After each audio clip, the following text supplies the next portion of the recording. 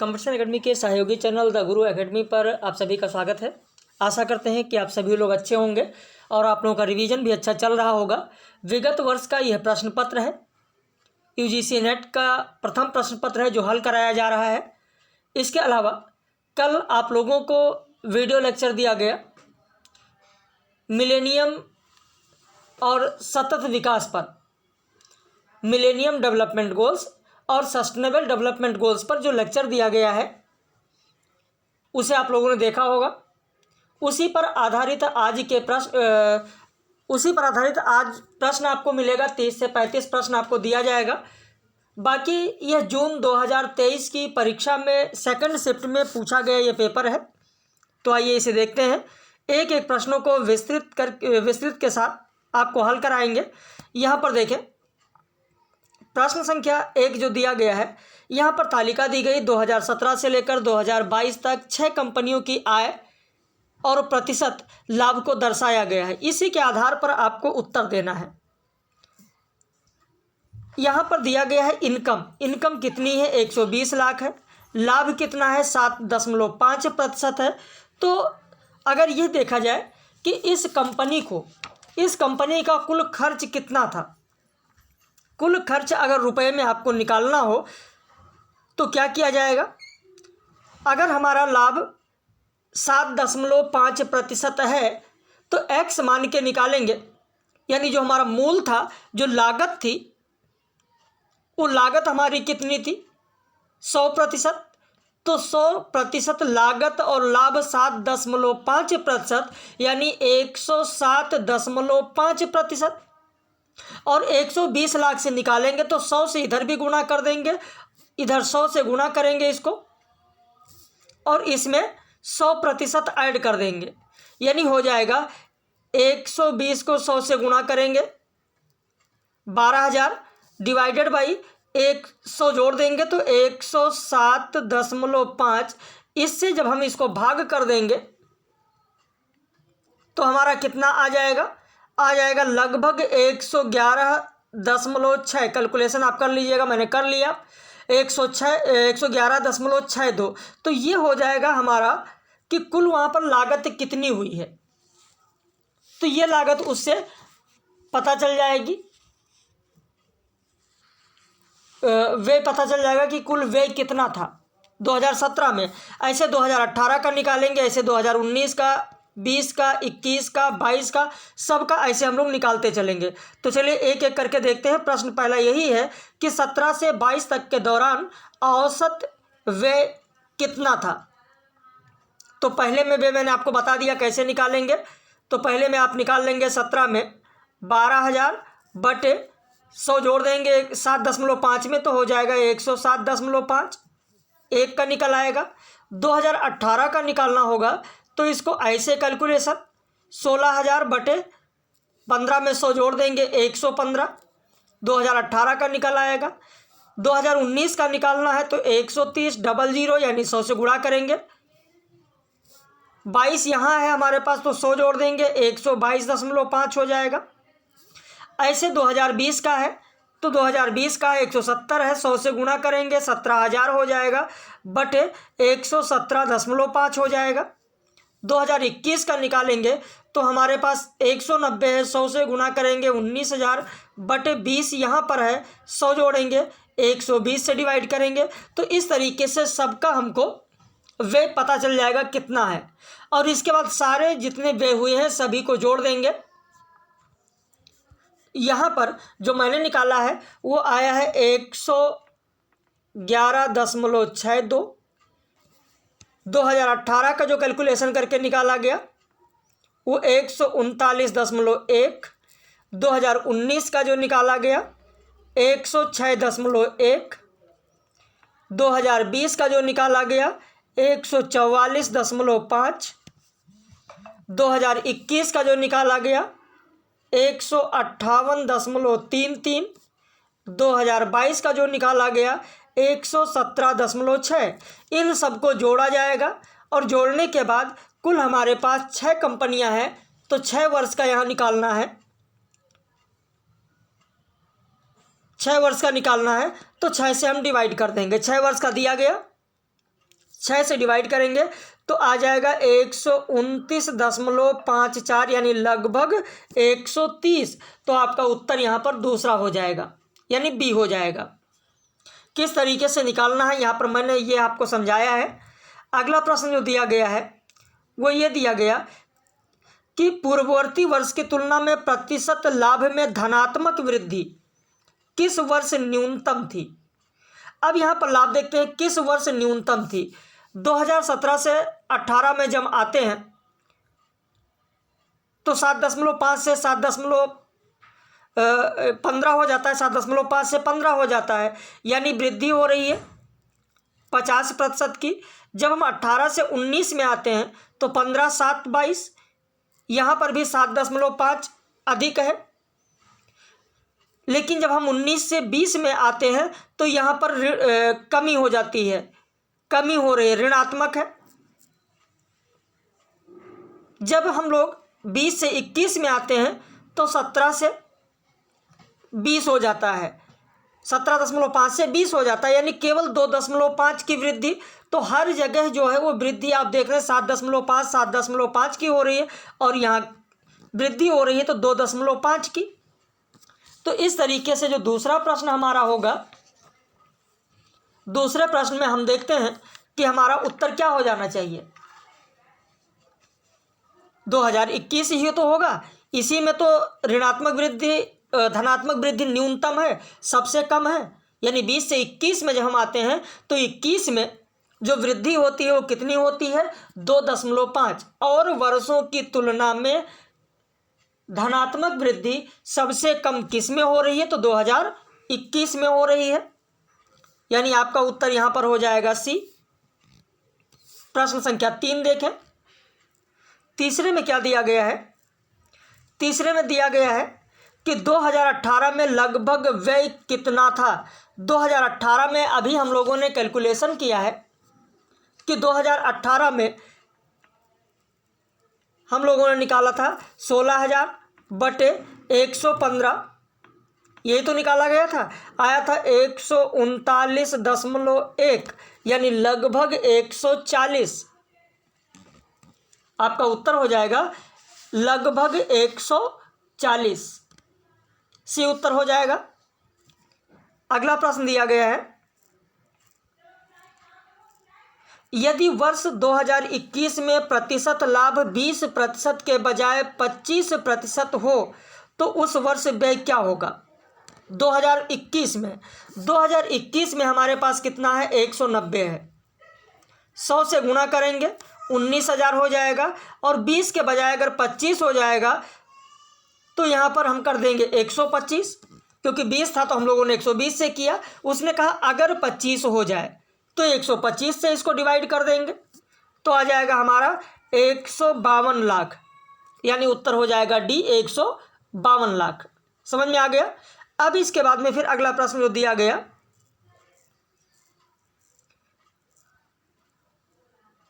यहाँ पर यह कहा गया कि वर्ष 2017 से 22 तक 7 वर्षों के कंपनी माध्यिका आय कितनी। औसत नहीं पूछा गया, माध्यिका आय। तो माध्यिका आय तो सबसे पहले हम क्रम से लिख लेंगे। 120 होगा, 120 के बाद कौन सा आएगा तो हमारा 130 आएगा, क्रम से लिखेंगे। 130 के बाद में हमारे पास कौन सा आएगा तो 130 के बाद हम देख रहे हैं हमारे पास आ जाएगा 150। 150 के बाद में कौन सा मिल रहा है 160 मिल रहा है तो हम लिखेंगे 160। 160 के बाद में हमको कौन सा मिल रहा है 170 तो लिखेंगे 170।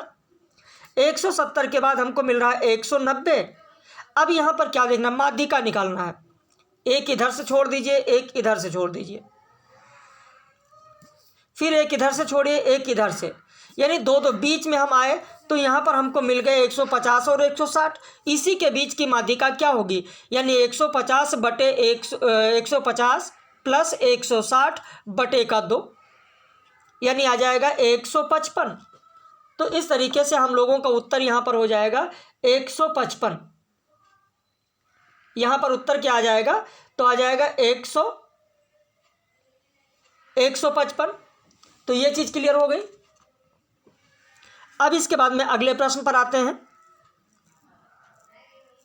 अब यहाँ पर मिलाने वाला प्रश्न दिया गया है, सूची 1 और सूची 2 का मिलान करना है। प्रश्न संख्या 6 देखते हैं हम लोग। प्रश्न संख्या 6 देखते हैं। इसमें कहा गया है कि तथ्यात्मक दिया गया, अवधारणा दिया गया, इनमें से आपको मिलाना है, इनमें से आपको मिलान करना है। तथ्यात्मक फैक्चुअल होता क्या है? होता है कि किसी विषय से परिचित होने के लिए बुनियादी तत्व जिन्हें छात्रों को जानना आवश्यक है, यही हमारा तथ्यात्मक होता है। यानी ए का हो जाएगा हमारा दूसरा। कॉन्सेप्ट की अगर बात करें, अवधारणा की अगर बात करें, तो एक साथ कार्य करने के लिए व्यापक ढांचे के भीतर बुनियादी तत्वों की भी जो अंतर संबंध होता है, उसी को कहा जाता है कॉन्सेप्ट। तो इस तरीके से अगर हम देखें तो हमारा ए का दूसरा और बी का चौथा, ए का दूसरा और बी का चौथा हमको किस में मिल रहा है? दूसरे में मिल रहा है।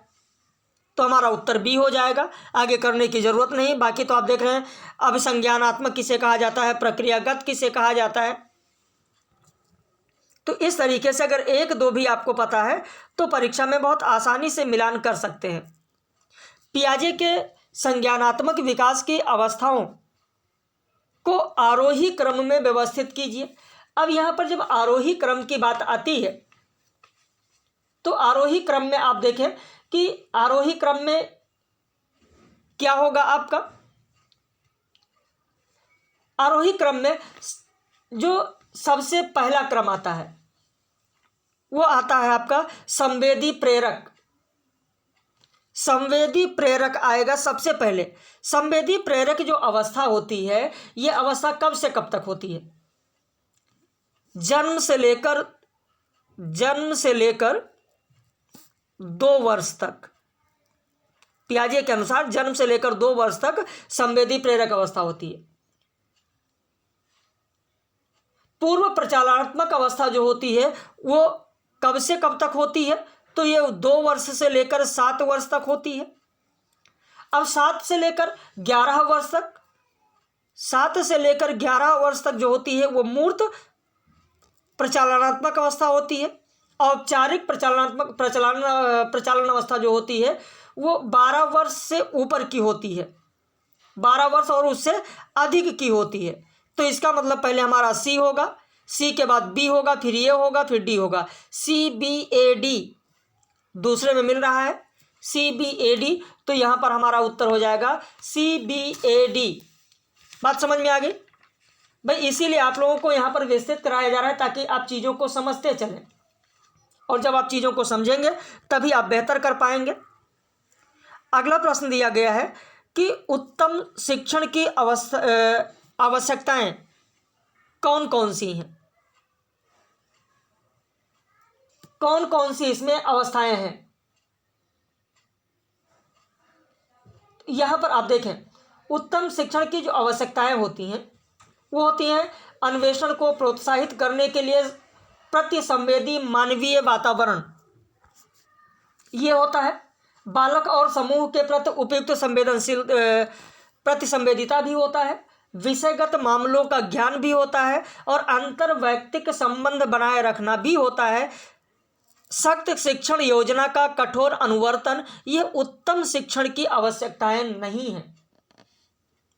यानी आपका उत्तर हो जाएगा दूसरा, A, B, C और D। A, B, C और D आपका उत्तर हो जाएगा। अब इसके बाद में जो अगला प्रश्न दिया गया, आइए अगले प्रश्न की ओर चलते हैं।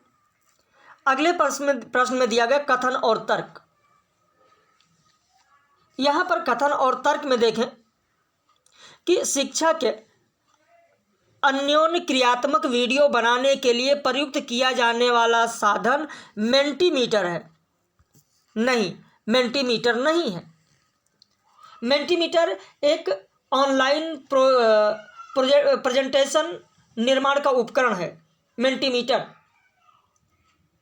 जो दर्शकों या बच्चों या देखने वालों की सहभागिता को सुविधाजनक बनाता है। तो इसलिए ये हमारा पहला हो जाएगा गलत। अब अगर हमारा पहला गलत है, दूसरा देखते हैं क्या दूसरा भी गलत है या सही है। शिक्षा में मूल्यांकन हेतु प्रयुक्त होने वाला साधन कहूत है। तो बिल्कुल यहां पर यह हमारा सही है, यानी उत्तर हो जाएगा डी। पहला गलत है और दूसरा सही है। भाई कहूत छात्रों के लिए एक मजेदार या प्रेरणा या पुरस्कार होने के लिए कहीं आगे है। त्वरित नाड़ी जांच के लिए रचनात्मक शिक्षा मूल्यांकन और कक्षा की प्रगति पर नजर रखने तक यह आपको किसी भी सीखने के माहौल में कार्यवाही योग्य अंतर्दृष्टि और लक्ष्य निर्देश प्राप्त करने में मदद करता है कहूत। तो हमारा यहां पर चौथा हो जाएगा। अब इसके बाद में अगले प्रश्न पर आते हैं। निम्न में से कौन सा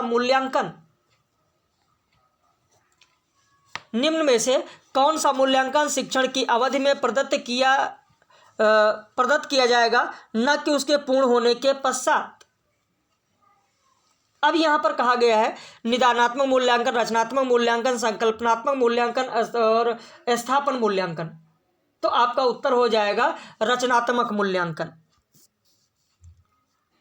दूसरा हो जाएगा रचनात्मक मूल्यांकन। देखिए रचनात्मक मूल्यांकन जो होता है वो शिक्षण प्रक्रिया के दौरान सीखने की क्रिया और सीखने की प्रतिक्रिया हेतु जानकारी प्रदान करता है। रचनात्मक मूल्यांकन छात्र की प्रगति को मापता है। रचनात्मक मूल्यांकन को शिक्षण की अवधि में प्रदत्त किया जाता है, ना कि शिक्षण अवधि के पूर्ण हो जाने के बाद। तो इस तरीके से आपका उत्तर यहां पर हो जाएगा दूसरा, यानी बी। अब इसके बाद में जो अगला प्रश्न है, आइए देखते हैं अगला प्रश्न क्या दिया गया। सर्वेक्षण शोध में निम्नलिखित में से कौन अमुक्त प्रश्नों की विशेषता नहीं है। अब इसमें से कौन सा नहीं है। वह असामान्य प्रत्युत्तरों की अनुमति देते हैं जिनकी सर्वेक्षण शोधकर्ता ने अपेक्षा नहीं की है। पहला ही हो जाएगा हमारा, क्योंकि आप देखेंगे ओपन एडेड प्रश्न जो होते हैं, ओपन एडेड प्रश्न आपको सर्वेक्षण विषय के बारे में उत्तरदाता की सच्ची भावनाओं और दृष्टिकोण को बेहतर ढंग से समझने की अनुमति देते हैं। तो यहां पर जो आपका पहला है, यह पहला आपका गलत होगा, यानी 14 का ए हो जाएगा आपका। अगला जो प्रश्न दिया गया,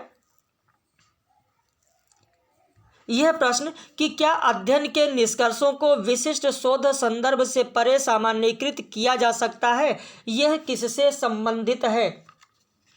यह किससे संबंधित है। मापन की वैधता से संबंधित है, या आंतरिक वैधता से, या बाह्य वैधता से, या परिस्थितिकीय वैधता से संबंधित है। तो आपका उत्तर हो जाएगा सी, बाह्य वैधता से। भाई यहां पर प्रश्न यह है कि क्या अध्ययन के निष्कर्षों को विशिष्ट शोध संदर्भ से परे सामान्यीकृत किया जा सकता है। तो यह बाह्य वैधता से संबंधित है। भाई बाह्य वैधता इस तरीके से संबंधित है कि वास्तविक दुनिया में कितने निष्कर्ष लागू होते हैं। तो यहां पर जो अवधारणाएं दी गई उससे यह पता लगाने में मदद मिलती है कि किसी शोध अध्ययन के परिणाम भरोसेमंद और सार्थक है या नहीं। तो निष्कर्षों को सामान्यीकृत किया जा सकता है। परिणाम व्यवहारिक स्थितियों पर लागू होते हैं। परिणाम बड़े पैमाने पर दुनिया पर लागू होते हैं। परिणाम का दूसरे संदर्भ में अनुवाद किया जा सकता है। तो इस तरीके से यहां पर हमारा उत्तर हो जाएगा सी। अब इसके बाद में जो अगला प्रश्न दिया गया, अगला प्रश्न देखते हैं। मात्रात्मक शोध से संबंधित निम्नलिखित चरणों का सही क्रम में व्यवस्थित कीजिए। अब यहां पर सही क्रम कौन सा होगा, जिसमें दत्त विश्लेषण, परिकल्पना विश्लेषण, दत्त प्रसंस्करण, निष्कर्ष और शोध अभिकल्प। तो यहां पर जो हमारा हो जाएगा वो सबसे पहले हो जाएगा, पहले स्थान पर जो होगा वो होगा, सबसे पहले होती है परिकल्पना। जो मात्रात्मक शोध होता है उसमें सबसे पहले क्या होता है, परिकल्पना होता है। परिकल्पना के बाद में आप देखेंगे दूसरे स्थान पर शोध अभिकल्प दिया जाता है, और फिर जो दत्त प्रसंस्करण होता है वह दिया जाता है तीसरे नंबर पर। दत्त प्रसंस्करण के बाद में उसका विश्लेषण दिया जाता है चौथे नंबर पर, और फिर अंत में आपको दिया जाता है निष्कर्ष। यानी पहले हो जाएगा बी होगा, फिर ई होगा, फिर सी होगा, यानी BECAD हमारा दूसरा उत्तर सही होगा। बात समझ में आ रही है? अगला प्रश्न देखें। कुछ लोग कहते हैं सर पूरा हल करा दीजिए, इसीलिए यहाँ पर पूरा आप लोगों को एक एक करके हल कराया जा रहा है, एक एक प्रश्न आपको समझाया जा रहा है। निम्नलिखित प्रतिचयन विधियों में से किसमें प्रतिदर्श को एक संयोगिक और व्यवस्थित प्रतिदर्श कहा जाता है? तो सुविधानुसार जो प्रतिचयन होता है, सुविधानुसार प्रतिचयन को ही एक संयोगिक और अव्यवस्थित प्रतिदर्श कहा जाता है। सुविधानुसार प्रतिचयन एक गैर संभावना नमूनाकरण विधि है जहां इकाइयों को नमूने में शामिल करने के लिए चुना जाता है, क्योंकि शोधकर्ता के लिए उन तक पहुंचना सबसे आसान है। यह भौगोलिक निकटता है, किसी निश्चित समय पर उपलब्धता या अनुसंधान में भाग लेने की इच्छा के कारण हो सकता है। सुविधानुसार यह भी कह सकते हैं कि सुविधानुसार जो प्रतिचयन है एक प्रकार का ये गैर यादृच्छिक नमूनाकरण है। गैर लिखना चाहे तो लिख लें, गैर यादृच्छिक नमूनाकरण, गैर यादृच्छिक नमूनाकरण है, गैर यादृच्छिक नमूनाकरण है। लिख लिया। अब इसके बाद में अगले प्रश्न पर आते हैं। अगला प्रश्न दिया गया है कि आवृत्ति विवरण में ग्राफीय निरूपण को क्या कहा जाता है? तो ग्राफीय निरूपण को कहा जाता है आयत चित्र। आयत चित्र जो हिस्टोग्राम होता है, हिस्टोग्राम के द्वारा आवृत्ति विवरण में ग्राफीय निरूपण किया जाता है। देखिए फ्रीक्वेंसी की बात हो रही है, आवृत्ति की बात हो रही है। हाँ, अगर वहां पर फ्रीक्वेंसी ना होता, बारंबारता होता, अंतराल होता, तब उसे हम रेखीय चार्ट या बार ग्राफ के द्वारा कर लेते। लेकिन आयत चित्र की जब यहाँ पर बात हो रही है तो यहाँ पर फ्रीक्वेंसी की बात हो रही है, तो आपका उत्तर हो जाएगा आयत चित्र। अब इसके बाद में जो अगला प्रश्न है, आइए अगले प्रश्न पर आते हैं। अगला प्रश्न हमारा दिया गया है कि जनसंचार में सहसंबंध शब्द का तात्पर्य किससे है? तो सहसंबंध शब्द का जो तात्पर्य है वो है किससे? व्याख्या से। भाई मीडिया समाज में घटनाओं का अवलोकन करता है, विशिष्ट घटनाओं का चयन करता है और उन्हें उसी तरह प्रस्तुत या व्याख्या करता है जैसे वे चाहते हैं कि उनके दर्शक उन्हें समझें। सहसंबंध फंक्शन का तात्पर्य जनसंचार माध्यमों के माध्यम से प्रस्तुत समाचारों की व्याख्या से है। तो जनसंचार में कहा गया कि सहसंबंध मतलब क्या होगा? सहसंबंध मतलब व्याख्या, एक दो दर्शकों को समाचार से जोड़ना, संचार से जोड़ना। अगला प्रश्न देखें। डिजिटल वातावरण में कंप्यूटिंग, दूरसंचार और मीडिया के एक साथ आने को तकनीकी रूप से क्या कहा जाता है? तकनीक रूप से क्या कहा जाता है? आपका उत्तर हो जाएगा यहां पर डी, अभिसरण कहा जाता है। अभिसरण के रूप में इसे जाना जाता है। भाई यह एक ही डिवाइस में अधिक सुविधाओं को पेश करने के लिए एक साथ आने वाली प्रौद्योगिकियों को संदर्भित करता है। जो अभिसरण है, अभिसरण अगर हम देखें तो मूल रूप से अभिसरण प्रौद्योगिकी शब्द को संदर्भित करता है, जिसका अर्थ है कि एक में ही कई तकनीकियों का संयोजन। जैसे HDTV है, HDTV पर इंटरनेट सर्फिंग वो क्या है? अभिसरण ही तो है। तो यहां पर आपका 17 का उत्तर डी हो जाएगा। अगला प्रश्न क्या दिया गया? आइए अगले प्रश्न पर आते हैं। अगला प्रश्न यहां पर देखें। संचार में निम्नलिखित में से कौन से अभिग्रहण के संकेतक हैं? अभिग्रहण के संकेतक कौन कौन से हैं? जिसमें मूक दर्शक दिया गया, प्रबल है, वार्तातः है, विरोधी है, चैनल है। इसका सही क्रम क्या होगा? तो यहाँ पर सही क्रम की जब बात आती है तो सबसे पहले आपका हो जाएगा प्रबल। प्रबल होगा क्योंकि स्टुअर्ट हॉल का नियम एक टेलीविजुअल संदेश के कुछ संभावित डिकोडिंग स्थितियों को एक काल्पनिक विश्लेषण प्रस्तुत करता है। संदेश की व्याख्या करने के लिए संभावित और अलग अलग तरीके हैं। तो संचार में अभिग्रहण के जो संकेतक हैं वो इसी तरीके से होती है कि सबसे पहले होती है प्रबल स्थिति। प्रबल स्थिति के बाद में होती है बातचीत की स्थिति, और जब बातचीत की स्थिति आएगी तभी वहां पर विरोधी स्थिति उत्पन्न होगी। यानी सब यहां पर होगा हमारा बी, सी और डी। बी, सी और डी, यानी यहां पर हमारा दूसरा उत्तर सही होगा बी, सी, डी। भाई प्रबल मतलब ये कि देखिए एक बार फिर से समझ लिए, प्रबल ये है कि दर्शक पसंदीदा अर्थ की व्याख्या पूर्ण और सीधे साधे जो किया जाता है वहां पर प्रबलता होती है।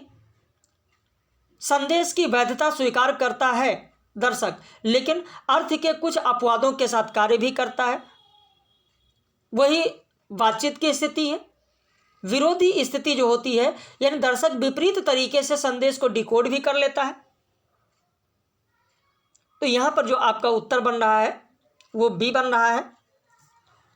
अब इसके बाद में अगला जो प्रश्न दिया गया, आइए अगले प्रश्न की ओर चलते हैं, जिसमें देखते हैं कि निम्नलिखित में से कौन सी जनसंचार की विशेषताएं हैं। जनसंचार की जो देखिए लोक संपर्क या जनसंचार या जनसंपर्क से मतलब ये होता है कि उन सभी साधनों के अध्ययन और विश्लेषण से है जो एक साथ बहुत बड़ी जनसंख्या के साथ संचार संबंध स्थापित करने में सहायक होते हैं और जिसमें संरचित संस्थागत प्रणाली होती है, जिसमें पुनर्निर्मित की जटिल प्रक्रिया होती है, जिसमें संदेशों का वस्तुकरण होता है। तो यहां पर आपका उत्तर हो जाएगा ए, बी और सी। अब इसके बाद में अगले प्रश्न पर आते हैं। अगला प्रश्न हमारा दिया गया है कथन और तर्क का है। कथन और तर्क में हम देखते हैं दिया गया कि पिछले कुछ समय में हुई प्रौद्योगिकीय प्रगति के कारण संचार से संबंधित शब्द और समय धन बन गए हैं। बिल्कुल सही है। पिछले कुछ समय से जो प्रौद्योगिकी जो टेक्नोलॉजी प्रगति हुई है, टेक्नोलॉजिकल जो स्टाइल्स हुई है, तो उसमें आप देखेंगे कि उसके कारण संचार से संबंधित शब्द और समय ये सब क्या बन गए, धन बन गए हैं। प्रौद्योगिकी अभिसरण ने कुछ कारपोरेटों द्वारा जनसंचार के नियंत्रण में योगदान भी दिया है। बिल्कुल सही है। व्यवसाय के लिए प्रौद्योगिकी अभिसरण का मतलब यहाँ पर यह है कि कंपनी अपने ग्राहकों से अधिक आसानी से जुड़ने और ग्राहकों की खरीदारी की आदतों के बारे में अधिक जानकारी आसानी से प्राप्त करने में सक्षम है। तो यहां पर हमारा 1 और 2 दोनों कथन सही है। 1 और 2 दोनों कथन हमारा सही है।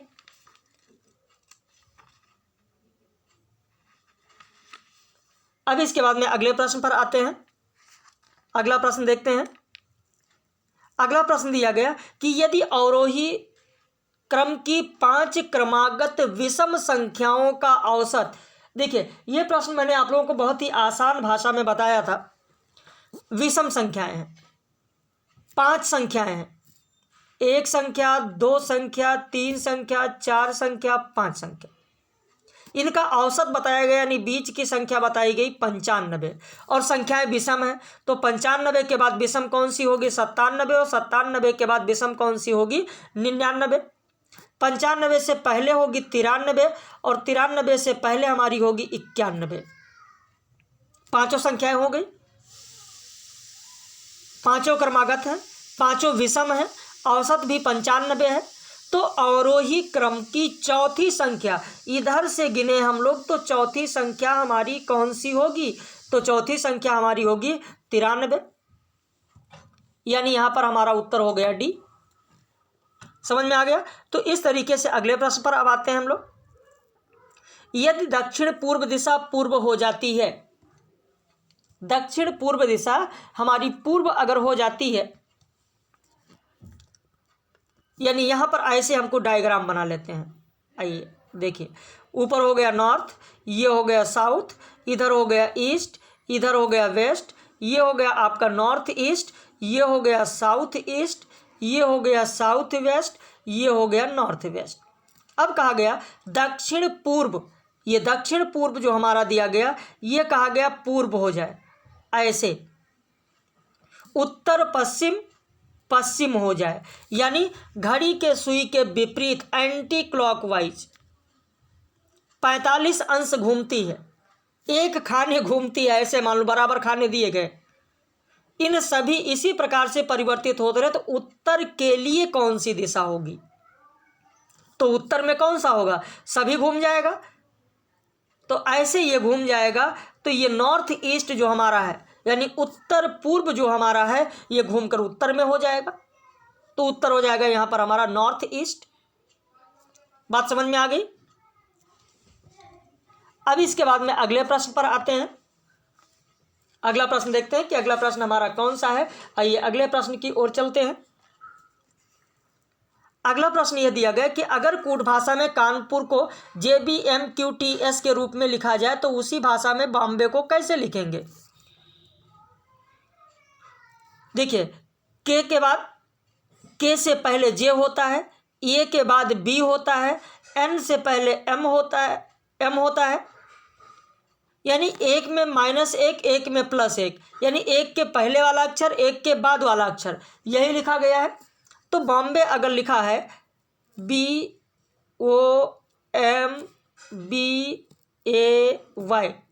ये लिखा हुआ है, तो के से पहले जे लिखा गया, तो बी से पहले हम क्या लिखेंगे? ए लिखेंगे। ए के बाद बी लिखा गया, तो ओ के बाद भी हम आगे वाला अक्षर लिखेंगे, पी लिखेंगे। अब एम से पहले क्या होगा? तो एम से पहले लिखेंगे, फिर बी के बाद वाला लिखेंगे, फिर ए से पहले वाला लिखेंगे, वाई के बाद वाला लिखेंगे, यानी APLCZZ किस में दिया गया? APL, तो APLCZZ दूसरे में दिया गया, तो यहां पर हमारा उत्तर हो गया बी, यानी दूसरा होगा। अब इसके बाद में जो अगला प्रश्न है, आइए अगले प्रश्न की ओर आते हैं। यहां पर संख्या दी गई क्रम से 5 9 3 1 13 -1 क्वेश्चन मार्क, कौन सी संख्या होगी? 9 के बाद में 11 है, 2 बढ़ा, 11 के बाद में 13 है, 13 के बाद में क्या होगा? तो सब में 2 ऐड हो रहा है, 15 हो जाएगा। जहाँ तक 5 और 3 का संबंध है, तो 5 -3 2 होगा, 3 -2 1 होगा, 1 -2 -1 होगा, -1 -2 -3 होगा। लेकिन यहाँ पर बढ़ते क्रम में हमको यही संख्या ज्ञात करनी है, इसके आगे की नहीं ज्ञात करनी है। तो 9 2 11 2 13 2 15, तो इस तरीके से यहाँ पर हमको उत्तर मिल गया। अगला प्रश्न देखें। एक वस्तु को किसी मूल्य पर बेचा जाता है, उस वस्तु को उस मूल्य के 2/3 दाम पर बेचना है। 2/3 दाम की बात की गई कि अगर 2/3 दाम पर बेचा जाता है, बेचने से 10% की हानि होती है, तो इसकी मूल कीमत पर लाभ क्या होगा? यही पूछा गया। देखिए 2/3 है, तो 2 3 है, इसका LCM ले लीजिए, है ना। तो हम ले लेते हैं, यहाँ पर 300 अगर है तो 300 दोनों से डिवाइड हो जाएगा। मान लिया हमने कि 300 है मूलधन, इसके 2/3 पर अगर हम इसको बेचते हैं तो इसका 2/3 कितना हो जाएगा? 200 पर बेचते हैं। जब हमने 2/3 पर बेचा तो 10% की हानि हुई, यही ना, 10% की हमारी हानि हो गई, यानी मिला कितना हमको? 100 में से 10% की हानि, तो मिला कितना? 90% ही मिला। जब 200 पर बेचे तब हमको 90% मिला, यानी 200 हमारा है 90%, तो 100% कितना होगा? मत डिवाइड करिए, पूरा 0 0 हटा दीजिए। 200 गुणे 10 हो गया 2000। 2000 बटे 9 यही हमको मिला, यही हमारा हो गया मूल, यानी जिस पर हमने बेचा है। तो 2000 बटे 9 पर हमने बेचा है। अगर उसका मूल जो है 300 जो माना गया था उस पर हम बेचते तो हमको कितना लाभ होता, यही तो पूछा गया है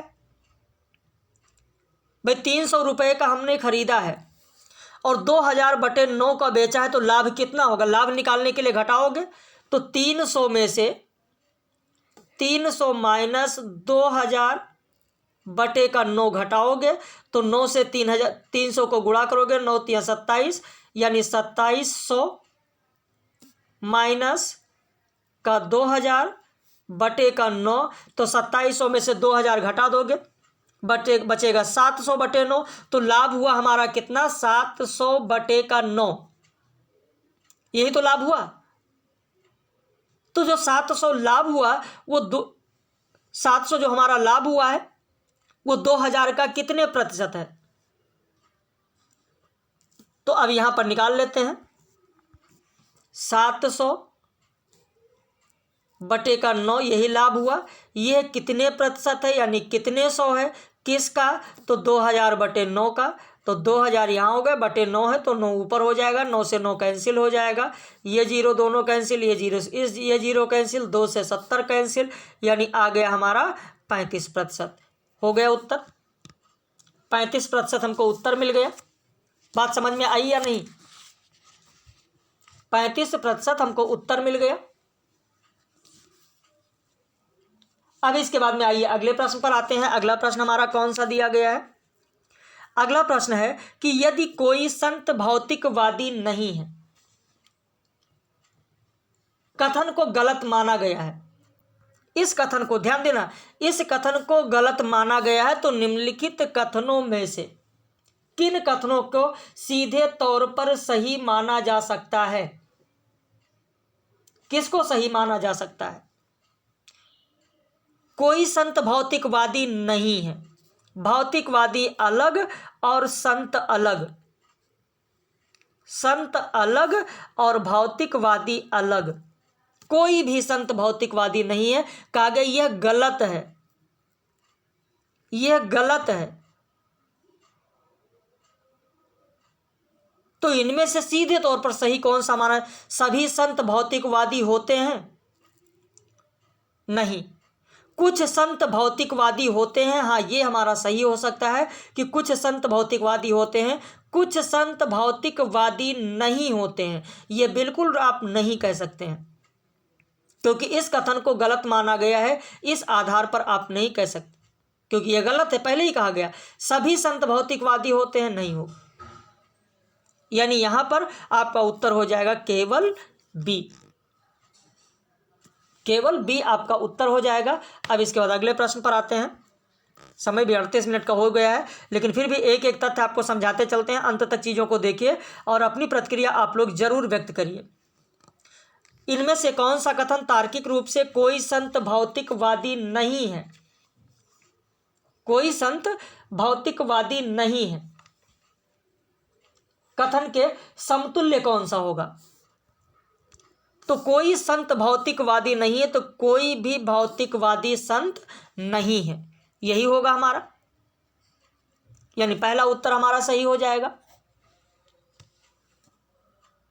अब इसके बाद में अगले प्रश्न पर आते हैं। अगला प्रश्न हमारा दिया गया, निम्नलिखित में से कौन सा कथन एक दूसरे से ऐसे संबंध है कि वह एक साथ न सत्य हो सकते हैं और न एक साथ गलत हो सकते हैं? कोई भी संत भौतिकवादी नहीं है, सभी संत भौतिकवादी हैं, ए के साथ तो बी नहीं होगा। सभी संत भौतिकवादी हैं, कुछ संत भौतिकवादी नहीं, बी के साथ सी भी नहीं होगा, ए के साथ तो बी होगा नहीं। कुछ संत भौतिकवादी होते ये भी नहीं होगा, तो आपका एक ये और सी भी नहीं होगा, सी भी नहीं होगा। कुछ संत भौतिकवादी, हाँ पहला और तीसरा होगा, पहला और ये जो चौथा दिया गया, तो ये तीसरा उत्तर हमारा ए डी सही हो जाएगा। ये डी हमारा सही हो जाएगा, यानी सी होगा, क्योंकि अभी इसी पर प्रश्न हुआ है कि कुछ संत भौतिकवादी नहीं होते हैं, तो कोई भी संत भौतिकवादी नहीं है। यही प्रश्न अभी पूछा गया है कि कुछ संत भौतिकवादी हैं, तो कोई भी संत भौतिकवादी नहीं है। अब इसके बाद में अगला जो प्रश्न दिया गया कि सरकारी राजस्व में वृद्धि करने का सर्वाधिक प्रभावी तरीका, यहाँ पर दिया गया है कि सरकारी राजस्व में वृद्धि करने का सर्वाधिक प्रभावी तरीका कारपोरेट आयकर को बढ़ाना है, चूंकि ओपिनियन पोल इस दृष्टि के प्रति व्यापक समर्थन दर्शाता है। किसके तहत? तो ओपिनियन पोल की बात हो रही है, यानी बहुमत आग्रह की बात हो रही है। बहुमत की अपील या आग्रह को विश्वास की अपील के रूप में भी जाना जाता है। तो यहां पर आपका उत्तर हो जाएगा डी। अगला प्रश्न देखिए, ये मैंने आप लोगों को पढ़ाया, जब इंडियन लॉजिक मैंने आप लोगों को पढ़ाया है, तो इंडियन लॉजिक पर आप लोग ध्यान दीजिए, वहाँ पर पूरा लेक्चर ही पब्लिश है। मैंने आपको बताया है, जब तर्क दोष की बात आती है, हेत्वाभास की बात आती है, तो मैंने बताया है कि न्यायशास्त्र के अनुसार 5 प्रकार के दोष होते हैं, 5 प्रकार के हेत्वाभास होते हैं। दोष मतलब हेत्वाभास, हेत्वाभास। और 5 हेत्वाभास में मैंने असिद्ध बताया, सत्याभिकारा बताया,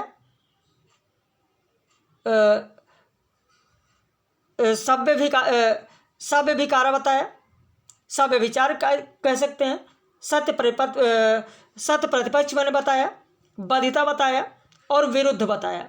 तो इसमें से जो सव्यभिकार है, सव्यभिकार जो हेत्वाभास हमारा होता है, वो सव्यभिकार ही अनैकांतिक कहलाता है, जिसमें अनियमित मध्यपद होता है। अनियमित मध्यपद तर्क दोष यही होता है। अनियमित मध्यपद तर्क दोष जो अनैकांतिक जिसको कहा जाता है, यही है हमारा सव्यभिकार हेत्वाभास। ये 3 तरीके का होता है, साधारण, असाधारण और अनुपसंभरी। अनैकांतिक जो होगा वो 3 प्रकार का होगा, साधारण, असाधारण और अनुपसंभरी। तो ये मैंने आप लोगों को पढ़ाया है, लेक्चर पब्लिश है, चैनल पर जाकर आप देख सकते हैं। निम्नलिखित में से किसी वेब की पेज की डाउनलोडिंग गति को सबसे कम कौन प्रभावित करेगा? प्रश्न पर ध्यान दीजिए, शब्द पर ध्यान दीजिए, नहीं तो गलत हो जाएगा। सबसे कम कौन प्रभावित करेगा? सबसे कम की बात हो रही है। तो वेब पेज में हाइपरलिंकों की जो संख्या होती है वो सबसे कम प्रभावित करती है। भाई HTML हाइपरलिंक, HTML वही हाइपरलिंक है जिसके द्वारा 2 वेब पेजों को आपस में जोड़ा जाता है। वेबसाइटें ऑनलाइन सामग्री को नेविगेट करने के तरीके के रूप में हाइपरलिंक का उपयोग करती हैं। तो हाइपरलिंक की संख्या किसी वेब पेज की डाउनलोडिंग गति को सबसे कम प्रभावित करता है। तो यहां पर आपका उत्तर हो जाएगा ए। अगला प्रश्न देखें। अगला प्रश्न दिया गया है, मिलान करने वाला है।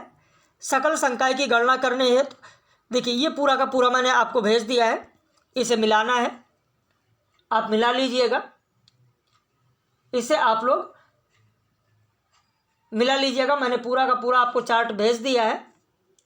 डी हो जाएगा इसका उत्तर। मैंने यहाँ पर पूरा बनाकर भेज दिया है आप लोगों को। टेस्ट सीरीज आपको मिल ही गई होगी।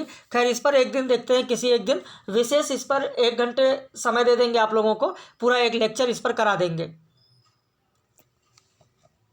पूरा एक लेक्चर ही इस पर आप लोगों को करा देंगे। इस पर और बाइनरी सिस्टम पर एक लेक्चर ही आप लोगों को दे देंगे। अगला प्रश्न है, नीचे दिए गए जो कथन है दोनों, इन कथन के आधार पर आपको उत्तर देना है। वर्ड प्रोसेसर की तुलना में, यहाँ पर दिया गया कि वर्ड प्रोसेसर की तुलना में नोटपैड एवं इमैक्स के जैसे साधारण टेक्स्ट एडिटर्स में सीमित संपादन विशेषताएं पाई जाती हैं। सही है। साधारण पाठ्य संपादक से निर्मित फाइल को वर्ड प्रोसेसिंग द्वारा नहीं खोला जा सकता। गलत है, खोला जा सकता है, खोला जा सकता है। यानी आपका यहाँ पर उत्तर सी हो जाएगा, पहला सही है, दूसरा गलत है। अब इसके बाद में अगला जो प्रश्न दिया गया, अगला प्रश्न देखें क्या दिया गया है। यहां पर दो कथन दिए गए हैं जिसमें संख्यात्मक मान के रूप में दिया गया। मैंने पहले ही बताया आप लोगों को कि जो बाइनरी सिस्टम वाला है, बाइनरी सिस्टम वाला देखिए आपको हम करा देंगे। वैसे यहाँ पर जो कथन दिए गए दो के दोनों सही हैं, सही कर लीजिएगा। बाइनरी सिस्टम पर आपको करा देंगे। वैसे टेस्ट सीरीज मैंने भेज दिया, आप लोगों ने कर ही लिया होगा। खैर, निम्नलिखित में से कौन घटक 1 न्यूमान मॉडल के कंप्यूटर सिस्टम की सेंट्रल प्रोसेसिंग यूनिट के भाग हैं। अब यहाँ पर सेंट्रल प्रोसेसिंग यूनिट के भाग कौन कौन से हैं, तो आप देखें सेंट्रल प्रोसेसिंग यूनिट। देखिए वान न्यूमैन ने 1945 में अपना कंप्यूटर आर्किटेक्ट डिजाइन प्रस्तावित किया था, जिसे बाद में वान न्यूमैन आर्किटेक्चर के नाम से जाना जाता है। इसमें एक कंट्रोल यूनिट, इसमें जो होता है वो क्या होता है, control unit, arithmetic logic unit, memory address register शामिल होते हैं। यानी अर्थमेटिक लॉजिक यूनिट होगा, मेमोरी एड्रेस रजिस्टर होगा और कंट्रोल यूनिट होगा। यानी ACE यही इसमें होता है। क्या क्या होता है तो आपने देखा ACE, समझ में आ गया। अब इसके बाद में जो अगला प्रश्न है उसे देखिए। कथन और तर्क का प्रश्न दिया गया है कि गत कुछ वर्षों में वायुमंडल में क्लोरोफ्लोरोकार्बन का सांद्रण बढ़ रहा है। यहां पर आप देखें जो दिया, देखिए क्लोरोफ्लोरोकार्बन CFC ग्रीन हाउस प्रभाव से संबंधित समताप मंडलीय ओजोन कमी और ग्लोबल वार्मिंग का कारण बनता है। गत कुछ वर्षों में वायुमंडल में क्लोरोफ्लोरोकार्बन का सांद्रण बढ़ गया है। जो ये कहा जा रहा है यह गलत कहा जा रहा है। इसका सांद्रण बढ़ा नहीं है, क्योंकि हाइलोन और CFC का उपयोग बंद कर दिया गया है। भले ही बंद कर दिया गया, इसीलिए बढ़ा नहीं है, तो भले ही बंद कर दिया गया है लेकिन फिर भी ये वायुमंडल में रहेगा। तो कमी अगर कहा जाता या कमी कहा जाता तो एक बार सही था, लेकिन जो बढ़ गया है यह गलत है। वायुमंडल में पहले से विद्यमान क्लोरोफ्लोरोकार्बन अभी अनेक वर्षों तक बने रहेंगे। बिल्कुल अभी अनेक वर्षों तक ये बने रहेंगे, भले ही इस पर रोक लगा दिया गया है लेकिन अभी ये बने रहेंगे। हमारा पहला गलत है, पहला गलत है और दूसरा हमारा सही है। अगला प्रश्न देखें। अगला प्रश्न दिया गया है मीथेन CH4। यहां पर कहा गया कि मीथेन के बारे में सही क्या है। तो मीथेन एक ग्रीन हाउस गैस है। मीथेन एक ग्रीन हाउस गैस है। पॉलीसाइक्लिक सुगंधित हाइड्रोकार्बन है, नहीं, मीथेन ऐसा नहीं है। वायु गुणवत्ता सूचकांक निर्धारित करने वाला घटक है, गलत है। मीथेन ओजोन निर्माण में सहायक है, हाँ सही है। अस्थायी ऑर्गेनिक यौगिक है, ये भी सही, यानी ADE चौथे में है, सॉरी दूसरे में है ADE, तो यहां पर हमारा ADE सही है। दूसरा उत्तर हमारा ADE होगा, ये सही है। प्रश्न संख्या 38 देखते हैं, बहुत ज़्यादा नहीं है, बाकी पैसेज तो आप पढ़ ही लेंगे। 45 तक हम करा दे रहे हैं। यहाँ पर पर्यावरणीय जीव विश्व से बच्चे वयस्कों की तुलना में अधिक सुवेद्य हैं। यहाँ पर जो ये कहा गया, बिल्कुल पर्यावरणीय जीव विश्व से बच्चे वयस्कों की तुलना में अधिक सुवेद्य। देखिए बच्चे कई कारणों से वयस्कों की तुलना में पर्यावरणीय विषाक्त पदार्थों के सेवन के प्रति अधिक संवेदनशील होते हैं। जिसमें आकार, व्यवहार, आहार और यहाँ तक कि जहाँ वे अपना दिन बिताते हैं वह अंतर भी शामिल हैं। बच्चे जो हैं वो वयस्कों की तुलना में अधिक हवा में सांस लेते हैं, अधिक पानी पीते हैं और शरीर के प्रति किलोग्राम वजन के अनुसार अधिक भोजन भी खाते हैं, जिसके परिणाम स्वरूप वयस्कों की तुलना में बच्चों के शरीर में वजन प्रति किलोग्राम में हवा, पानी, भोजन, किसी भी प्रदूषक का जोखिम अधिक होता है। तो यहाँ पर हमारा ए और आर दोनों सही होगा। कथन और कारण जो दिया गया है ये कथन और कारण दोनों सही है। प्रश्न संख्या 39 देखें, जल की गुणवत्ता निर्धारण। अब यहाँ पर जल की गुणवत्ता निर्धारण की बात की गई कि निर्धारण में कौन कौन से भौतिक प्रचालन हैं, कौन कौन से भौतिक प्रचालन हैं। तो जल की गुणवत्ता निर्धारण में भौतिक प्रचालन की अगर हम बात करें तो इसमें पीएच मान नहीं होता है, हाँ तापमान होता है। जल की गुणवत्ता निर्धारण में तापमान होता है, TSS होता है, टोटल सस्पेंडेड सॉलिड जो होते हैं वो होता है। कठोरता नहीं होता है, हाँ चालकता होता है। तो BCE किस में मिल रहा है, चौथे में मिल रहा है। तो यहाँ पर हमारा उत्तर हो जाएगा डी सही है। प्रश्न संख्या 40 देखें, निम्नलिखित में से कौन जलवायु परिवर्तन पर राष्ट्रीय कार्य योजना नहीं है। जलवायु परिवर्तन पर राष्ट्रीय कार्य योजना नहीं है ये पूछा गया। तो यहाँ पर हिंद महासागर पर राष्ट्रीय मिशन ये जलवायु परिवर्तन के तहत नहीं है, क्योंकि जलवायु परिवर्तन पर राष्ट्रीय कार्य योजना की औपचारिक रूप से 30 जून 2008 को प्रारंभ किया गया था, जिसमें राष्ट्रीय सौर मिशन है, कुल उसमें 8 हैं। राष्ट्रीय सौर मिशन है और उन्नत ऊर्जा दक्षता के राष्ट्रीय मिशन है, सतत पर्यावरण का राष्ट्रीय मिशन है, राष्ट्रीय जल मिशन है, हिमालयी परिस्थिति तंत्र को बनाए रखने के लिए राष्ट्रीय मिशन है, हरित भारत के लिए राष्ट्रीय मिशन है, सतत कृषि के लिए राष्ट्रीय मिशन है, जलवायु परिवर्तन के लिए सामरिक ज्ञान पर राष्ट्रीय मिशन है। लेकिन हिंद महासागर पर राष्ट्रीय मिशन इसमें शामिल नहीं है। प्रश्न संख्या 41 देखें, निम्नलिखित में से कौन आयोग ने भारत में राष्ट्रीय विश्वविद्यालय की स्थापना का सुझाव दिया था। किसने सुझाव दिया था, आपका उत्तर हो जाएगा यहां पर राष्ट्रीय ज्ञान आयोग। उत्तर हो जाएगा आपका सी, राष्ट्रीय ज्ञान आयोग, राष्ट्रीय ज्ञान आयोग। प्रश्न संख्या 42 देखें, ज़्यादा नहीं बस 3 प्रश्न और आपको करा देते हैं। चौथी पंचवर्षीय योजना। चौथी पंचवर्षीय योजना के बाद तकनीकी शिक्षा पर ध्यान देने का कारण क्या था। तो ध्यान देने का कारण था इसकी गुणवत्ता और स्तर में सुधार लाना, इसकी गुणवत्ता और स्तर में सुधार लाना। इसके बाद अगला प्रश्न देखें, उच्च शिक्षा पर कोठारी आयोग।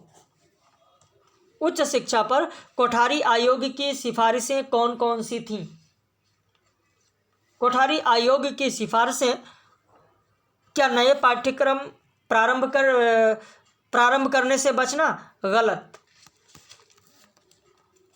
शिक्षकों का चयन राष्ट्रीय स्तर पर हो, यह सुझाव दिया गया। उच्चतर शिक्षा के विस्तार पर प्रतिबंध लगाना, यह विचार दिया गया। विश्वविद्यालय को स्वायत्तता प्रदान करना, यह दिया गया। सतत मूल्यांकन प्रणाली को समाप्त करना, यह नहीं होगा, यानी BCD हमारा उत्तर होगा। तो BCD किस में दिया गया है, तीसरे में दिया गया, तो तीसरा उत्तर हमारा सही होगा BCD। प्रश्न संख्या 44 देखें, 44, जहां पर अध्ययन का जो प्राचीन क्षेत्र है, शिक्षा, निरुक्त, कल्प, छंद, जिसमें मीटर, प्रतिध्वनि, व्युत्पत्ति, धार्मिक प्रथा, इसमें क्या क्या बताया गया है, कौन सा हमारा सही है। तो देखिए, जो शिक्षा होता है वो ध्वनि विज्ञान से संबंधित होता है, ए का दूसरा होगा। निरुक्त जो होता है, ये निरुक्त किससे संबंधित होता है, व्युत्पत्ति से संबंधित होता है। कल्प क्या होता है, कल्प होता है धार्मिक प्रथा, और छंद होता है मीटर। यानी ABCD में 2 3 4 1, 2 3 4 1, तीसरा उत्तर हमारा मिलान के लिए यहाँ पर सही है। और अंतिम प्रश्न संख्या 45 देखें, निम्नलिखित में से कौन से विश्वविद्यालय की स्थापना 1916 में हुई थी? 1916 में किस विश्वविद्यालय की स्थापना हुई थी? तो यहाँ पर आप देखें, यहाँ पर आप देखें जो दिल्ली विश्वविद्यालय है, ये दिल्ली विश्वविद्यालय की स्थापना 1922 में हुई थी। 1922 में हुई थी, 1922। और इसके पहले जो कुलपति थे वो हरि सिंह गौर थे, हरि सिंह गौर। बनारस हिंदू विश्वविद्यालय की बात करें तो बनारस हिंदू जो विश्वविद्यालय है वो 1916। मैसूर विश्वविद्यालय ये भी है 1916। और यहाँ पर SNDT महिला विश्वविद्यालय ये भी 1916, यानी BCD चौथा हो जाएगा, BCD। तो इस तरीके से यह प्रश्न थे। बाकी पैसेज जो दिया गया, पैसेज को पढ़कर आप इनके उत्तर कर लीजिएगा। यहाँ से पैसेज आपका शुरू है, तो पूरा प्रश्न आपको हल कराया गया। अपनी प्रतिक्रिया आप लोग जरूर व्यक्त करें। बाकी हम लोग फिर मिलेंगे कल ऐसे ही विगत वर्ष के प्रश्न पत्रों के साथ।